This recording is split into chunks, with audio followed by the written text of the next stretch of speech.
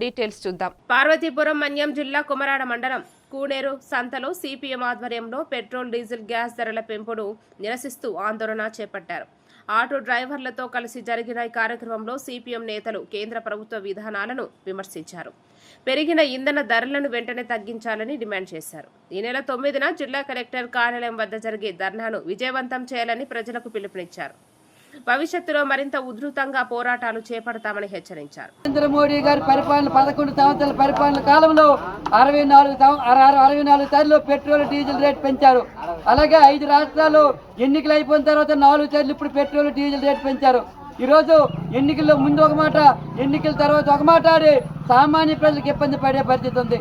ఈరోజు petrol diesel gas rate పెరగడం వల్ల బస్ ఛార్జీలు పెరుగుతున్నాయి, ఉల్లిపాయల రేటు పెరుగుతుంది, పప్పు రేటు పెరుగుతుంది. ఈ విధంగా నిత్యావసర వస్తువుల రేట్లు కూడా పెరగడం వల్ల సామాన్య ప్రజలు చాలా ఇబ్బంది పడే పరిస్థితి ఉంది. తెలుగుదేశం పార్టీ, బీజేపీ పార్టీ నాయకులు ఎవరు కూడా ఈ పెంచిన పెట్రోల్ డీజిల్ గ్యాస్ రేట్లు అడిగే పరిస్థితి లేదు. ఇది చాలా దారుణమైన పరిస్థితి తెలియజేస్తున్నాం. ఈరోజు ఓటమి ప్రభుత్వాన్ని గొప్పలు చెప్పుకుంటున్న పార్టీలు ఈరోజు పెట్రోల్ డీజిల్ రేటు గురించి ఎందుకు మీరు పెంచినని చెప్పి అడుగుతున్నాం. కాబట్టి ఇలాగే పెట్రోల్ డీజిల్ గ్యాస్ రేటు కొనసాగితే భవిష్యత్తులో ఇంకా పెద్ద ఎత్తున ఆందోళన చేస్తామని తెలియజేస్తూ ఈ నెల 9వ తేదీన పార్వతీపురం మన్యం జిల్లా కలెక్టర్ కార్యాలయం జరుగుతున్న ధర్నాలో ప్రతి ఒక్కరు పాల్గొని జయప్రదం చేయాలని చెప్పి ఈ విధంగా కూనేరు సంతలో ప్రచారం చేయడం జరుగుతుంది.